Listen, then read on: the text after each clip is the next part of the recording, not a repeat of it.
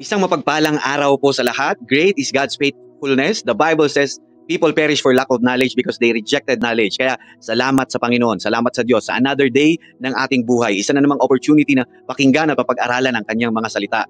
Ang mga salita ng Panginoon to encourage and mold us every day and equip us with the sword of truth. Kaya bago pumasok sa work, sa school o kahit anong gawaing bahay, kailangan na makapagbaon, makapag-charge, recharge, full charge ng salita ng Panginoon. Amen? Welcome po ulit sa Diakonos at sa mga bago po dito sa Diakonos, both sa Facebook and YouTube. Diakonos simply means servant, and this is our online Bible study ministry. We did not set this to be monetized, and we will not ask for anything from the viewers. Only a short amount of time to study the Word of God every time we post a video. At ang topic natin today ay God's strength in weakness. Ito ang Bible study number 50. Kung wala kang lakad, wala din po ako. Tara, Bible study tayo.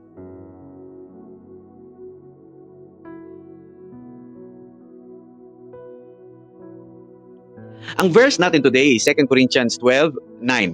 Each time he said, "My grace is all you need. My power works best in weakness. So now I'm glad to boast about my weaknesses so that the power of Christ can work through me." To better understand this verse po in its context, basahin po natin ang surrounding verses. So let's start sa 2 Corinthians 12:1-10. Napilitan akong magmalaki kahit na alam kong wala akong mapapala dito. Sasabihin ko sa inyo ngayon ang mga ipinahayag at ipinakita sa akin ng Panginoon. May mga 14 na taon na ang nakakaraan ng dahil na ako sa ikatlong langit. Hindi ko matiyak kung nasa katawan ako noon o nasa espiritu lamang. Ang Diyos lang ang nakakaalam. Ang tanging alam ko ay nakarating ako sa paraiso at narinig ko roon ang mga kamanghamanghang bagay na hindi kayang ipaliwanag at hindi dapat sabihin kahit kanino. Maipagmamalaki ko ang karanasan kong iyon, pero kung tungkol sa aking sarili, wala akong maipagmamalaki maliban sa aking mga kahinaan. At kung magmamalaki man ako, hindi ako magmimistulang hangal dahil totoo naman ang aking sasabihin. Pero hindi ko ito gagawin dahil baka sumobra ang palagay ng ilan sa akin kaysa sa nakita nila sa aking pamumuhay. Para hindi ako maging mayabang dahil sa mga kamanghamanghang ipinakita ng Diyos sa akin, binigyan ako ng isang kapansanan sa katawan. Hinayaan ng Diyos na pahirapan ako ni Satanas sa aking kapansanan para hindi ako maging mayabang. 3 beses ako nakiusap sa Panginoon na alisin ito sa akin, ngunit sinabi ng Panginoon sa akin, sapat na sa iyo ang aking biyaya, dahil ang kapangyarihan ko'y nakikita sa iyong kahinaan. Kaya buong galak kong ipinagmamalaki ang aking kahinaan nang sa ganoon ay lagi kong maranasan ang kapangyarihan ni Kristo. Dahil dito maligaya ako sa aking kahinaan, sa mga panlalait sa akin, sa mga pasakit, panguusig at mga paghihirap alang-alang kay Kristo. Sapagkat kung kailan ako mahina, saka naman ako pinapalakas ng Diyos. Alam niyo po, mga kapatid, Paul here was hesitant. Paul hesitantly shared his extraordinary experience of being caught up in the third heaven or paradise because he knew, boasting, I will borrow his words, wala akong mapapala dito. Wala siyang mapapala kung ipagmamalaki niya lang ang kanyang sarili. But he said it anyway to highlight his sufferings, thorn of the flesh or kapansanan sa katawan, or tinik sa laman sa ibang version. Now, there are a lot of guesses. What could this thorn of the flesh or kapansanan would be? What could this mean? But suffice to say, pahirap ito kay Apostle Paul. At dahil pahirap ito, ano initial reaction nating mga Christians when times get rough, when everything is not going our way, when you have terminal disease, when you have problems you can no longer bear? Yes, you're right. Pray, mga kapatid. Amen. Pray. However, this is the truth. Not all prayers, in this case healing, is answered according to what we want, but according to the will of God. Kung lahat ng prayers natin sasagutin in our favor, walang Christian na mamamatay. And this unfortunately is the problem of health and wealth prosperity gospel teachings. Dahil nangangako sila ng bed of roses sa mga followers nila, lalo tigit kung magpupunla ka sa kanilang ministry ng pera. Mga kapatid, it was never promised to Christians to have an easy life here on earth. As a matter of fact, this is a contract that you will face oppositions, mockery, insults, at samot-saring paghihirap.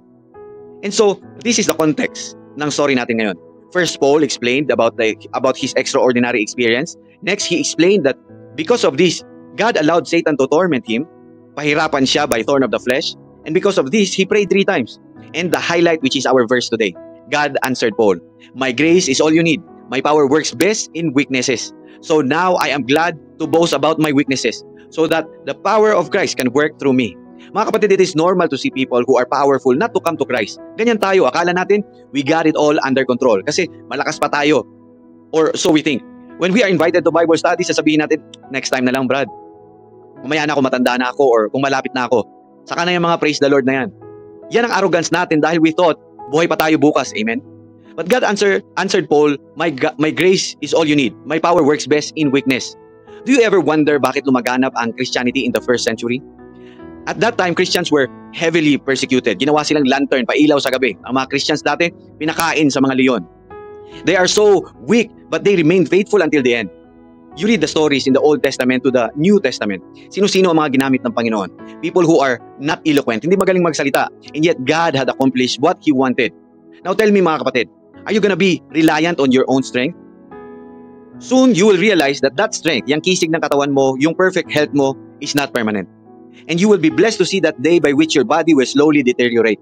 Many of us will die, mamamatay na lang in arrogance, not committing our lives to God. We do not know the day or the hour of our death, mga kapatid. And that is very true. The question now, papatigasin mo pa ba ang puso mo ngayon? Or will you commit your life to God? Our strength is in God, kapatid. Whatever the situation of our physical health right now, God is our strength. It takes humility to bow before Him. Pero kung willing ka, kapatid, you can submit your life to God. Muster all that strength. And for once, acknowledge before God, I am a sinner. God, I don't know how to pray. But Lord, I invite you into my life. Lord, I need your help to save me from my sin, the sin that separates me from you.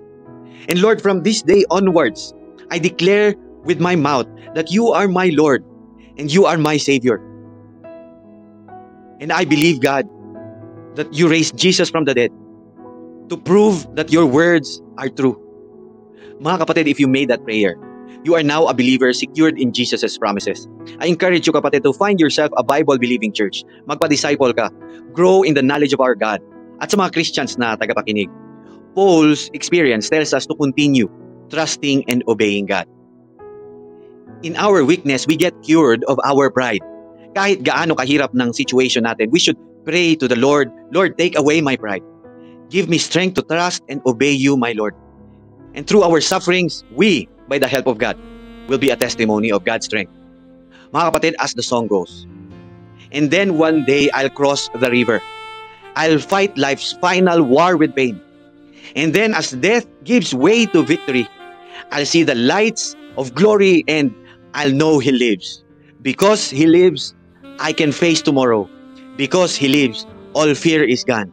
Because I know He holds the future. And life is worth the living just because He lives. Napakagandang song. Mga kapatid, our suffering is worth enduring because Jesus Christ lives. I hope you are blessed, mga kapatid, kasi ako na-blessed din po. Let's pray po. Heavenly Father, kami po ay nagpapasalamat sa araw na ito at sa mensahe na inyong ibinigay sa amin. Naway patuloy kaming lumapit sa iyo lalo sa aming mga kahinaan. Tulungan niyo kaming makita ang inyong kapangyarihan na gumagalaw sa aming buhay. Heavenly Father, itinataas po namin sa inyo ang aming mga sarili. Patuloy po ninyo kaming patatagin at bigyan ng lakas upang malampasan ang mga pagsubok. Naway patuloy naming maramdaman ang inyong biyaya at pagmamahal sa bawat araw. Panginoon, sa mga kapatid namin ngayon lamang nagdesisyong isuko ang kanilang buhay sa inyo. Gabayan po ninyo sila at patuloy na palakasin ang kanilang pananampalataya. Salamat po sa pagkakataong ito na kami po ay makapag-aral ng iyong salita. Ito po ang aming panalangin sa ngalan ni Jesus na aming dakilang tagapagligtas. Maraming salamat po sa inyong pakikinig. If you are new here, please do consider hitting that follow button to get more of these short Bible studies. May God bless you, mga kapatid, and I'll see you, God willing, on the next episode.